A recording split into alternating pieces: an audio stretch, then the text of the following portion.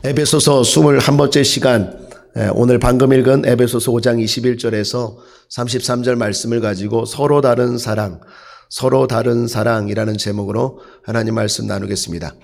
어디서 본 우화입니다. 소와 사자가 사랑을 했답니다. 아주 뜨겁게 사랑을 했습니다. 결혼을 약속하고 서로에게 최선을 다해 사랑해 주었습니다. 먼저 소는 자신이 좋아하는 풀을 날마다 사자에게 주었습니다. 아주 신선한 풀을 골라서 정성껏 사자에게 주었습니다. 사자는 입맛에 안 맞았지만 참았습니다. 사랑했기 때문입니다. 사자도 자신이 좋아하는 고기를 사랑하는 소에게 주었습니다. 아주 갓 잡은 고기만, 신선한 고기만 골라서 소에게 주었습니다. 소는 끔찍했지만 참았습니다. 사랑했기 때문입니다. 그러나 참는데도 한계가 있었습니다. 결국 둘은 헤어지고 말았습니다. 소와 사자는 헤어지면서 서로 이렇게 말합니다. 나는 너를 위해 최선을 다했어. 사랑하는 여러분, 여기 소와 사자의 문제가 무엇입니까? 최선을 다했지만 자기 기준에서 최선을 다했다라는 것입니다. 상대방을 몰라도 너무 몰랐다는 거죠. 상대방을 이해하지 못한 최선은 최악을 불러올 뿐입니다. 그러므로 사랑을 하려면 상대방을 먼저 이해해야 합니다. 영어로 이해한다는 말이 understand이죠. 둘의 합성 아닙니까? 상대방 아래 서다. 그게 이해하다입니다. 그렇습니다. 나를 내려놓고 상대방 위가 아니라 아래에 설 때 그게 그 사람을 진정 이해할 수 있는 것입니다. 그런 점에서 남자와 여자도 그렇습니다. 서로 너무 다릅니다. 다른 이유는 하나님 때문입니다. 하나님이 남자와 여자를 다르게 창조하셨습니다. 그러므로 서로를 이해하기 위해서는 하나님의 말씀을 알아야 합니다. 하나님이 어떻게 남자와 여자를 창조하셨는지 알아야 합니다. 그래야 이해할 수 있고 그래야 사랑할 수 있습니다. 하나님은 남자와 여자를 창조하실 때 재료도 순서도 방법도 다르게 창조하셨습니다. 먼저 하나님은 남자인 아담을 창조하셨습니다. 그래서 남자는 주도적입니다. 그리고 말씀하셨습니다. 정복하고 다스리라. 그래서 남자는 권위적입니다. 여자도 남자에게서 만들었습니다. 동물의 이름도 하와가 아니라 남자인 아담이 동물들의 이름을 지었죠. 그래서 남자는 책임감도 강하고 이성적이고 또한 목표지향적입니다. 그것을 맞추어 줄 때 남자는 느낍니다. 내가 사랑받고 있구나. 남자가 느끼는 사랑은 인정과 존경의 사랑입니다. 부부가 쇼핑을 갑니다. 그러면 남자는 살 것만 사면 쇼핑이 끝납니다. 처음부터 쇼핑을 하려고 할 때 어디서 무엇을 살지 목표를 정하고 딱 그 가게에만 들립니다. 그런데 아내는 어떻습니까? 다르죠. 쇼핑을 하는데 목적이 있어도 두루두루 과정을 즐깁니다. 아내는 관계지향적이기 때문입니다.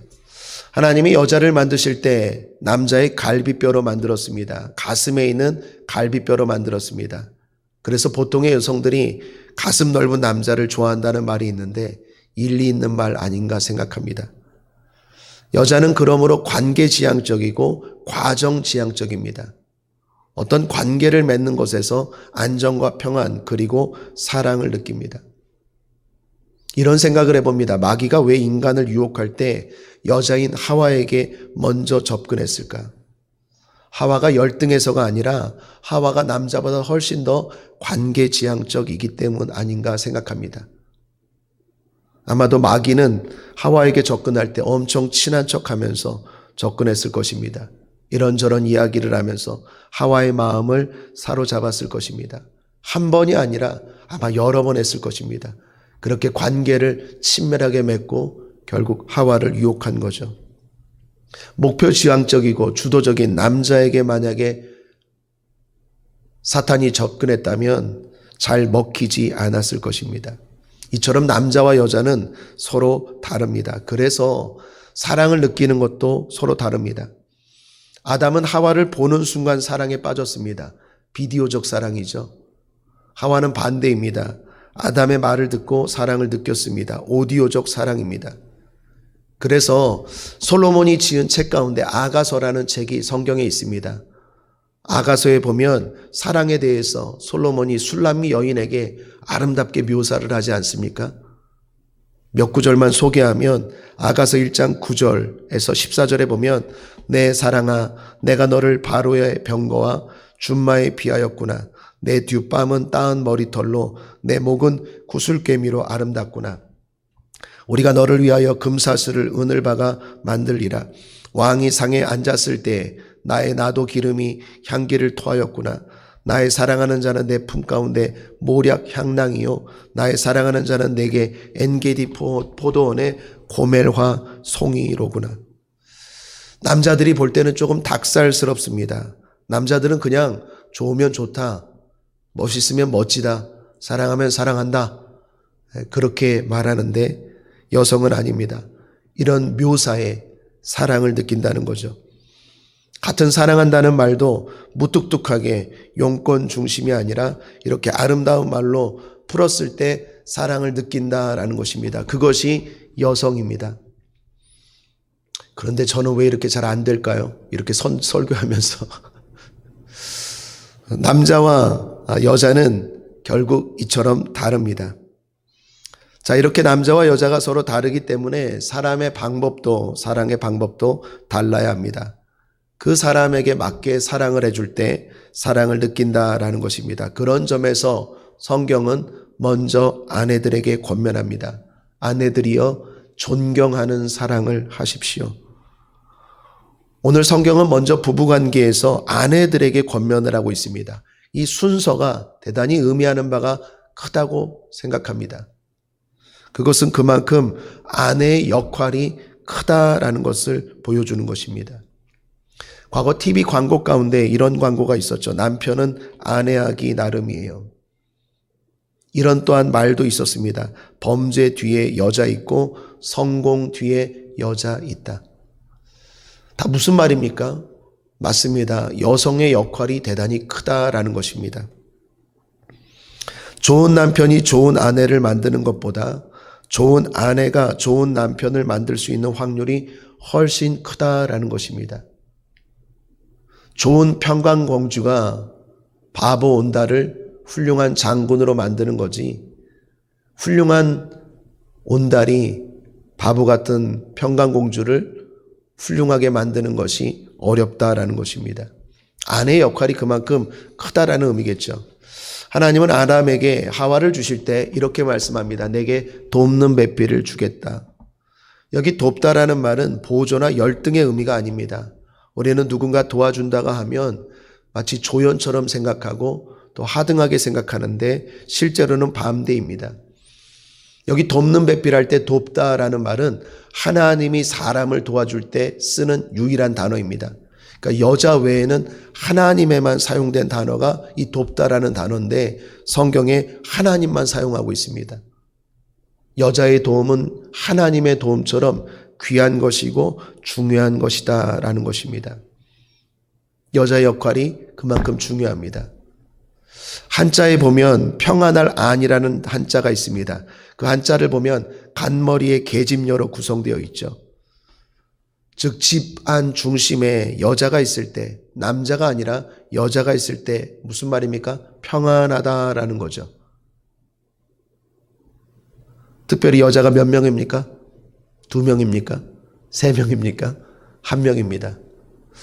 간머리에다가 계집녀, 한 명의 여자가 집안의 중심에 있을 때 평안하다, 그게 평안할 안자, 한자다라는 것입니다. 그런 의미에서 아브라함은 아내가 사라와 하갈 둘이었습니다. 그래서 평안하지 못한 것 같아요. 그 아들 야곱은 더했죠.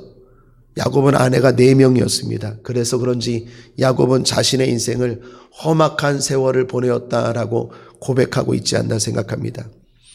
그러므로 사랑하는 여성분들이여 자부심을 가지십시오. 성경은 여러분의 역할이 크다고 말합니다.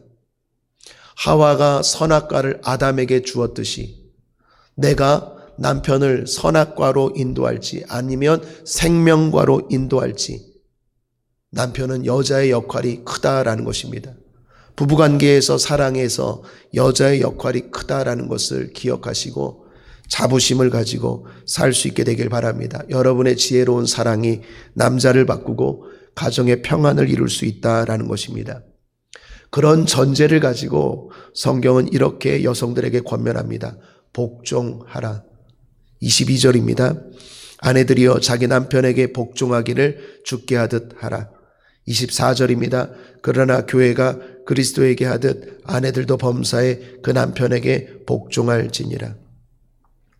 여기 복종이라는 말은 앞서 말씀드린 것처럼 열등해서 복종하는 게 아닙니다. 굴욕적인 복종이 아닙니다. 역할로서의 복종입니다. 즉 다른 말로 인정하고 존경해 주라라는 것입니다. 남편이 조금 못났어도 인정하고 존경해 줄 때 남편은 사랑을 느낍니다. 하나님이 그렇게 만들어서 그래요. 그리고 그 남편은 바보 같을지라도 부족할지라도 온전한 남편, 훌륭한 남편이 된다라는 것입니다. 여성들이 남편을 사랑할 때 그 사랑의 모습은 인정과 존경의 사랑이 되어야 한다라는 것입니다. 그래서 33절도 보십시오. 그러나 너희도 각각 자기의 아내 사랑하기를 자기같이 하고 아내도 그 남편을 경외하라. 여성들에게 요구하는 성경의 사랑은 복종, 경외, 다른 말로 한마디로 말하면 존경의 사랑입니다. 사랑하는 여러분, 남편을 존경해 주시길 바랍니다. 남편은 존경받을 때 내가 사랑받고 있구나라는 걸 느낍니다. 하나님이 그렇게 주도적이고 책임감 있고 이성적이고 목표 지향적으로 만들었기 때문입니다. 예수님은 그런 남성에 대해서 잘 아시는 것 같습니다. 요한복음 21장에 보면 실패한 베드로에게 예수님이 찾아가시죠. 예수님이 베드로에게 찾아가셔서 뭐라고 말합니까? 네가 나를 사랑하느냐? 베드로가 말합니다. 내가 주를 사랑하는지 주께서 아시나이다. 여전히 베드로는 주님을 사랑하고 있습니다. 비록 잘못하고 실수했지만, 비록 예수님을 부인하고 배신했지만 여전히 주님을 사랑하고 있습니다. 베드로가 3번 부인한 것처럼 예수님은 베드로에게 3번 묻습니다. 베드로의 무너진 자존심 다시 살려주는 거죠. 베드로는 3번 대답합니다. 내가 주를 사랑하나이다. 그리고 나서 주님이 뭘 말하십니까? 내 양을 먹이라, 내 양을 치라. 양을 맡기지 않습니까? 왜 양을 맡길까요? 여성 같았으면, 베드로가 여자였으면 예수님 그렇게 접근하지 않았을 거예요. 예수님은 누구보다도 남자와 여자에 대해서 잘 아시는 것 같아요. 그 베드로가 남자고, 남자는 어쩔 때 사랑을 느낍니까? 인정받고 맡겨줄 때, 존경받고 있을 때 사랑을 느끼는 거예요.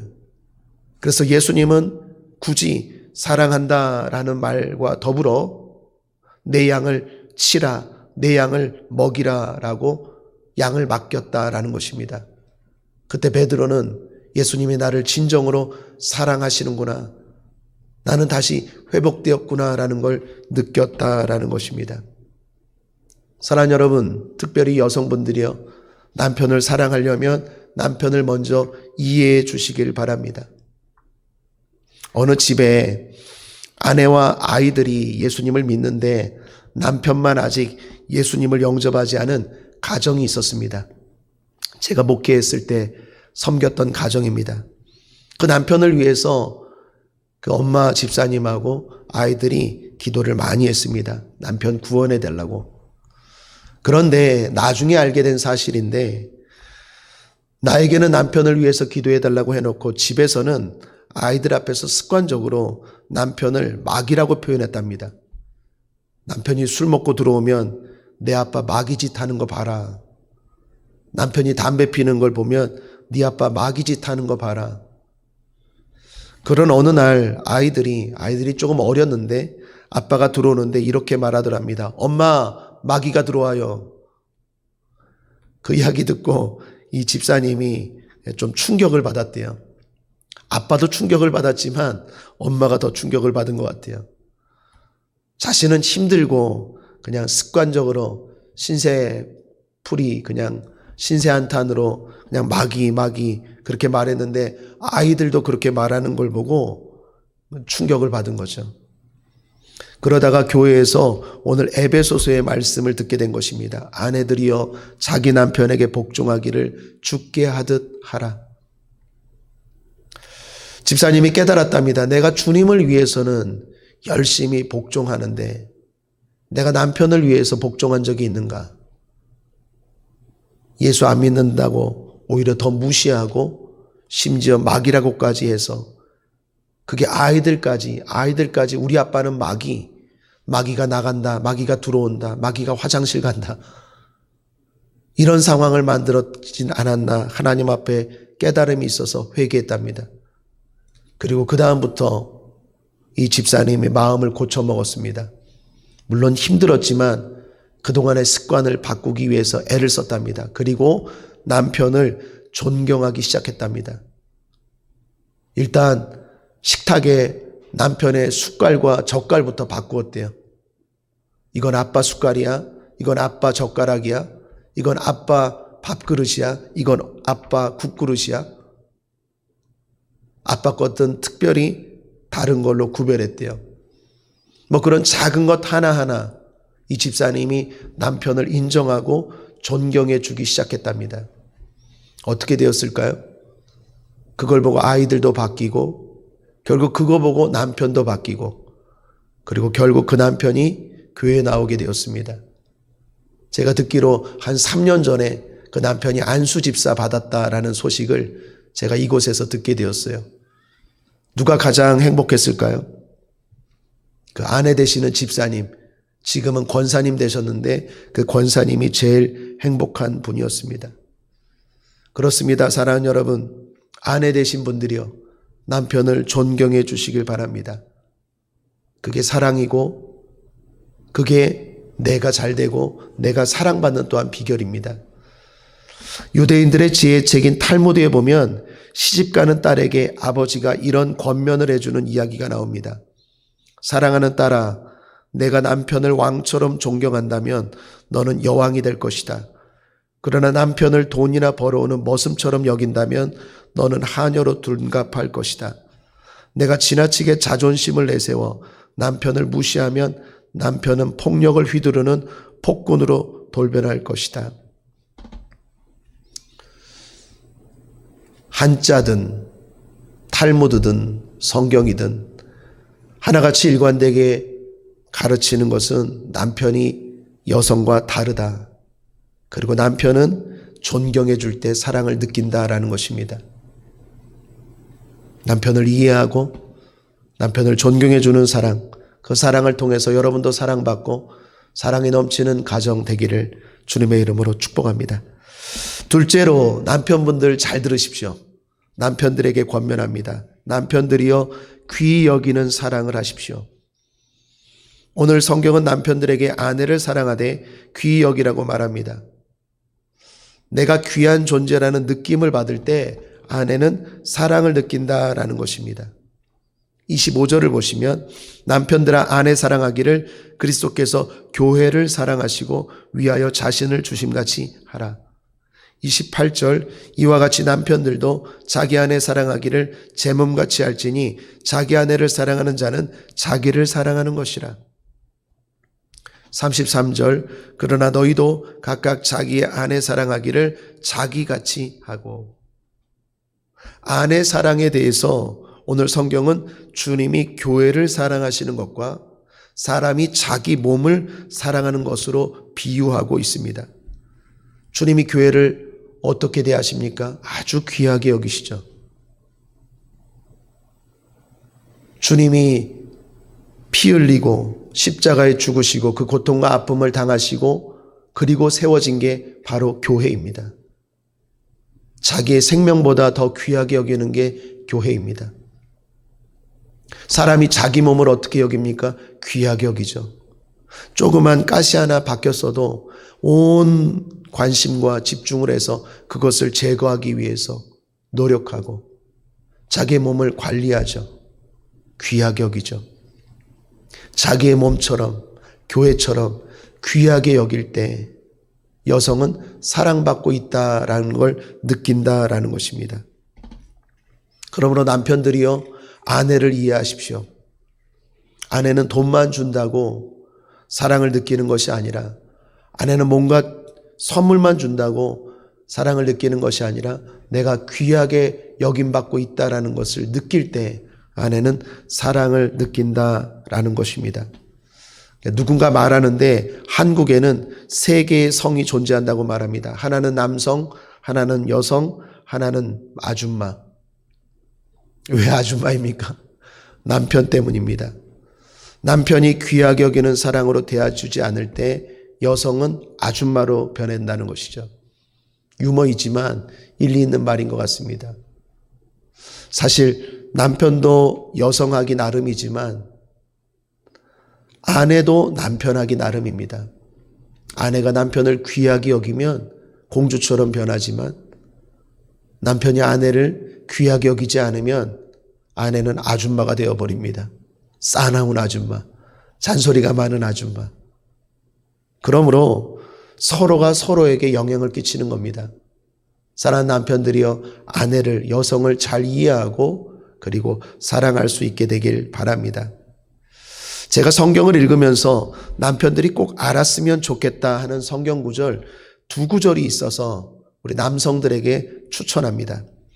남편 되시는 분들, 특별히 남성분들, 특별히 우리 교회 청년들, 아직 결혼하지 않은 남자 청년들은 꼭 기억하면 좋겠습니다. 하나 추천하고 싶은 성경 구절은 베드로전서 3장 7절입니다. 남편 된 자들아, 이와 같이 지식을 따라 너희 아내와 동거하고 저는 더 연약한 그릇이요 또 생명의 은혜를 유업으로 함께 받을 자로 알아 귀히 여기라. 이는 너희 기도가 막히지 아니하게 하려 함이라. 여기 아내에 대해서 뭐라고 말합니까? 저는 더 연약한 그릇이요.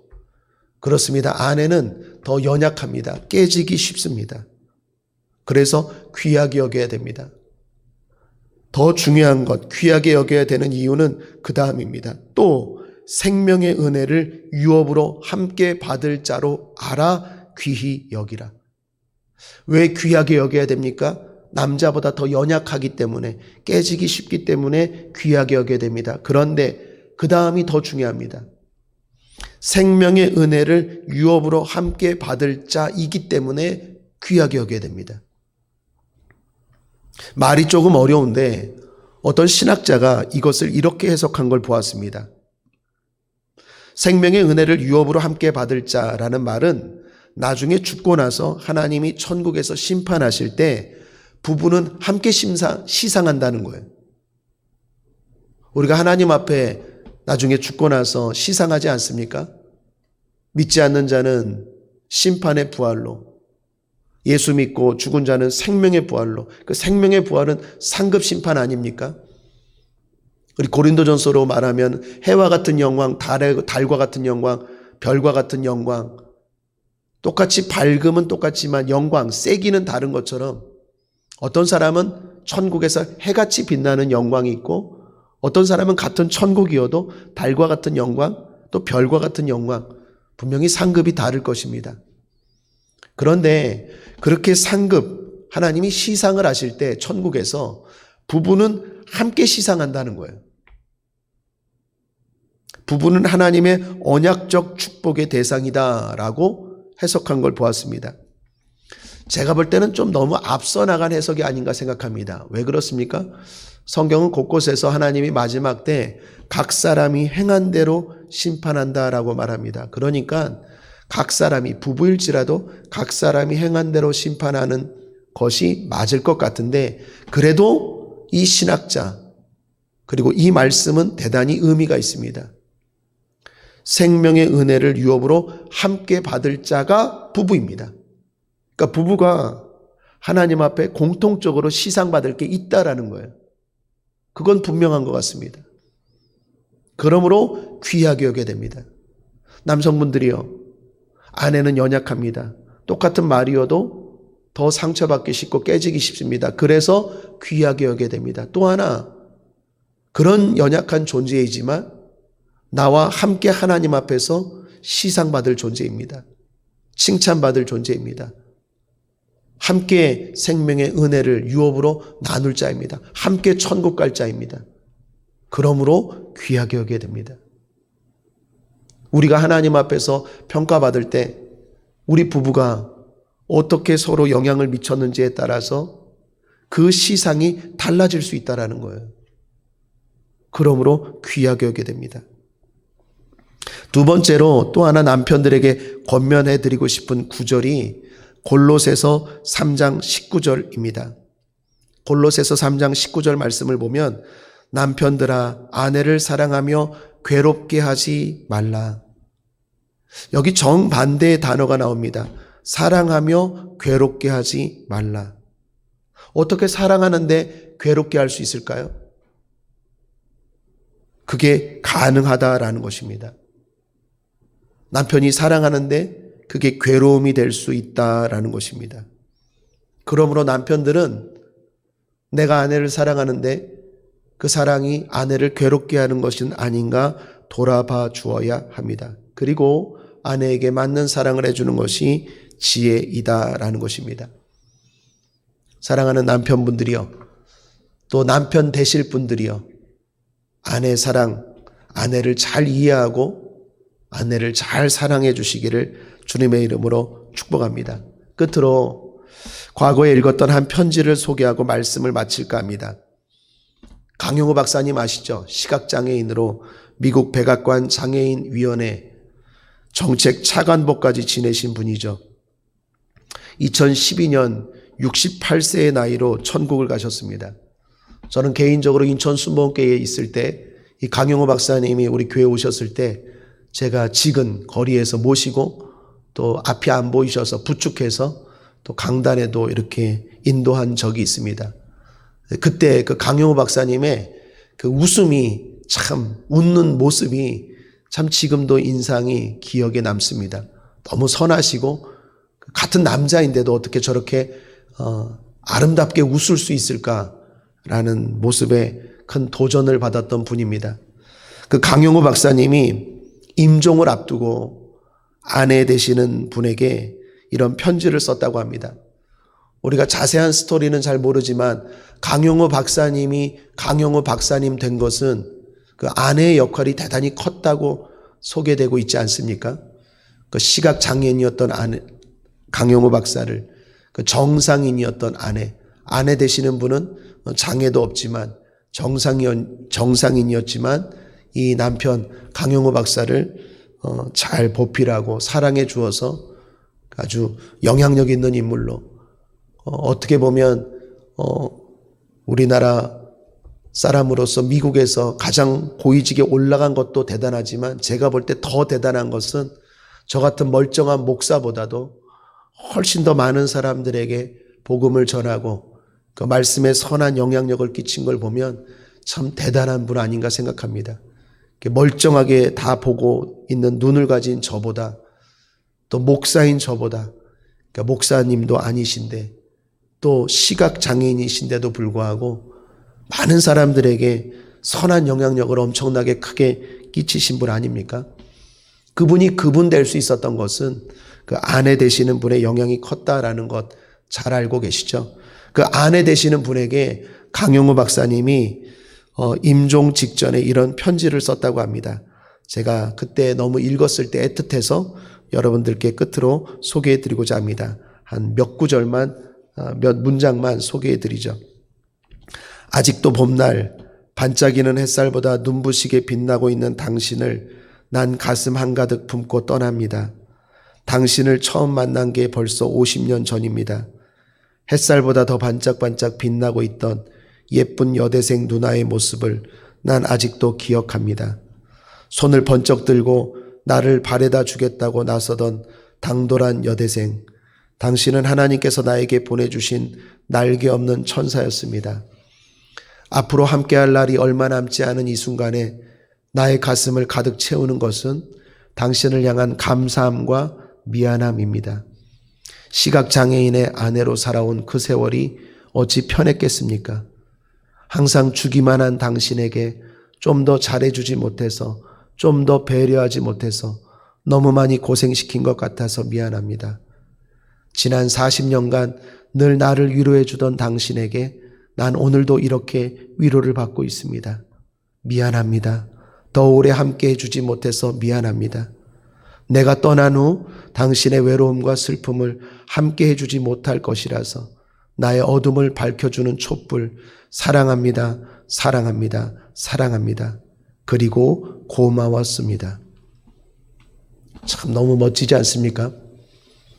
저도 연애할 때는 이런 편지를 좀 썼는데 결혼하고 나서는 한 번도 이런 편지를 쓴 적이 없는 것 같은데 갑자기 이걸 읽으니까 저도 제 아내에게 참 고마움을 느낀 것 같아요. 여러분이 강영호 박사님이 말합니다. 미안합니다. 사랑합니다. 고맙습니다. 이것은 아마 제가 생각하기에 사랑의 비밀 언어가 아닌가 생각합니다. 미안합니다. 사랑합니다. 고맙습니다. 건강한 부부관계에서 필요한 말이 아닌가 생각합니다. 사랑하는 남성분들이요. 2022년도 새해에 아내들에게 좀 따뜻하게 귀 여기는 사랑을 가지고 이런 손편지 한번 써보는 것 추천합니다. 사랑하되 괴롭게 하지 말고 또 사랑하되 귀 여기는 우리 남편들 되시기를 주님의 이름으로 축원합니다. 이 말씀을 정리합니다. 서로 다른 사랑이라는 제목으로 하나님 말씀 나누었습니다. 부부가 사랑하기 위해서는 서로를 이해하는 것이 필요합니다. 하나님이 남자와 여자를 어떻게 창조하셨는지 그리고 그 하나님은 어떤 사랑을 하라고 하시는지를 알아야 제대로 된 사랑을 할 수 있을 것입니다. 여성들에게 먼저 존경의 사랑을 하라고 말씀하십니다. 남성들에게는 귀 여기는 사랑을 하라고 말씀하십니다. 서로를 알고 서로가 느끼는 사랑을 해줌으로 행복한 여러분의 부부생활, 가정생활 되기를 주님의 이름으로 축원합니다. 기도하겠습니다. 좋으신 하나님 아버지 감사합니다. 오늘도 우리를 사랑하여 주셔서 설 명절 주님 앞에 예배드리게 하시니 감사합니다. 우리 사랑하는 성도들 가정들마다 주님의 이름으로 축복합니다. 행복한 가정 되게 하시고 사랑이 넘치는 가정 되게 하여 주옵소서. 원수와 탐막이 더러운 것들 예수 이름으로 명하노니 떠나갈지어다 물러갈지어다. 오늘날 많은 가정이 사랑이 깨져가는 이 시대에 하나님 우리 성도들의 가정을 지켜주시고 붙잡아 주시옵소서. 감사드리며 예수님의 이름으로 축복하고 기도했습니다. 아멘.